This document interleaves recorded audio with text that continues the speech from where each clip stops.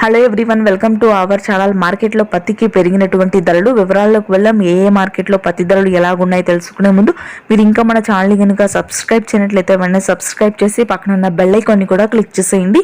ఇక లేట్ చేయకుండా వివరాల్లో కనుక వెళ్ళినట్లయితే ఈరోజు వరంగల్ వ్యవసాయ మార్కెట్లో క్వింటా పత్తి ధర గరిష్టంగా 7,600 అయితే కనిష్టంగా 5,800 కాగా మోడల్ ధర 6,700 రూపాయలు. ఇక ఖమ్మం వ్యవసాయ మార్కెట్లో క్వింటా పత్తి గరిష్టంగా 7,800 అయితే కనిష్ట ధర 5,900 కాగా మోడల్ ధర 6,800 రూపాయలు. నెక్స్ట్ అధోని వ్యవసాయ మార్కెట్లో క్వింటా పత్తి గరిష్టంగా 7,850 రూపాయలు అయితే కనిష్టంగా 6,000 కాగా మోడల్ ధర 7,000.